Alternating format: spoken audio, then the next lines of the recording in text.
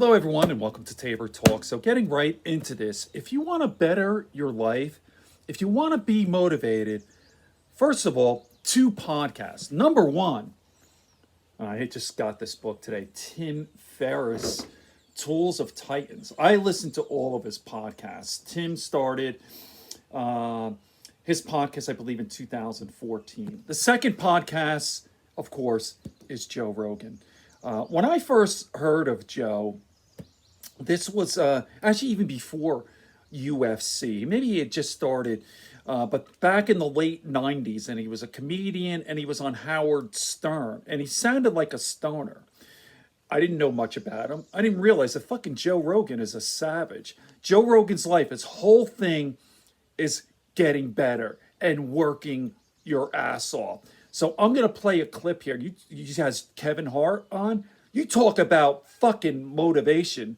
Look what Kevin Hart has done with his life. And then I'll talk about some other guys afterwards. All right? Watch this. Shaking, man. You come in here making deals. You're on the phone already. Gotta do it, Joe. You're always moving. I mean, is there anything else to do?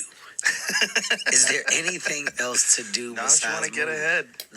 No, especially not now, man. Hunters hunt. Yes. Those that don't get ate.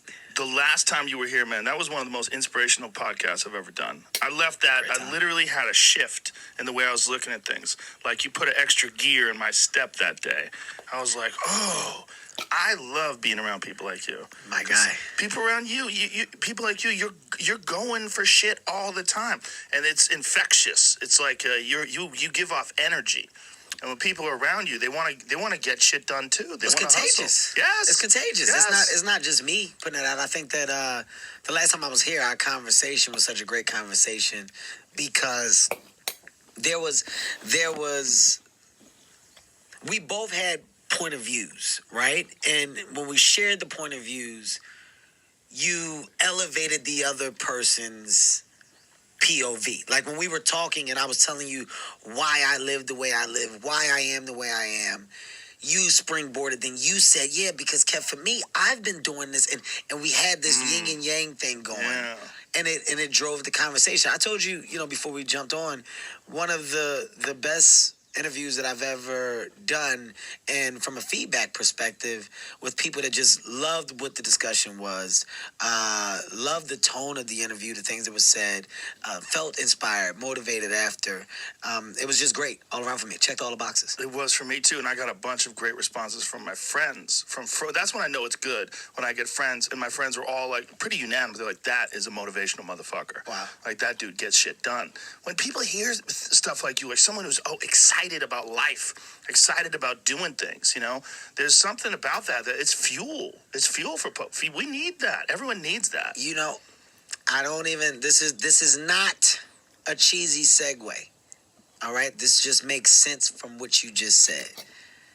What you just said is the reason why I did the decision.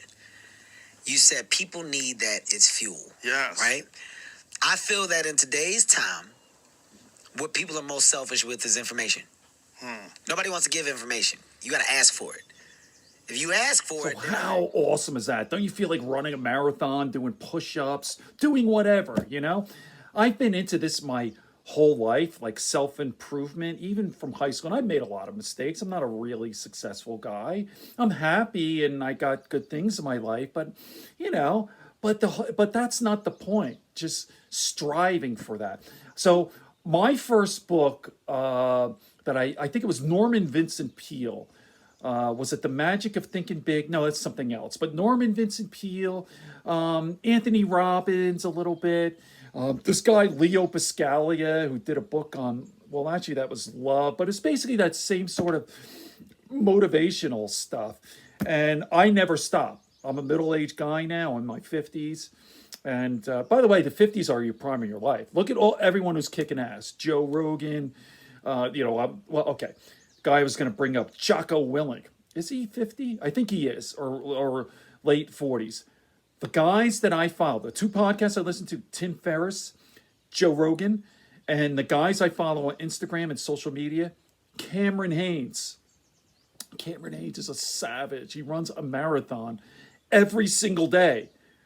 26 miles, 26 and a quarter miles, and he has a full-time job, blue collar job, 40 hours a week. He's a fucking savage. He did the Mohami 250, right? 250 miles, no sleep, or like maybe 10 minutes sleep.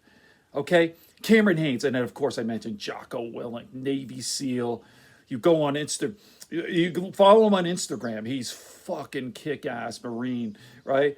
And then you have, of course, David Goggins, right? How many marathons has Goggins does, or the ultra marathons? Again, Navy SEAL guy. So you can't go wrong with Cameron Haynes, Jocko Willink, David Goggins, and then the two podcasts, Tim Ferriss and Joe Rogan. All right, get after it.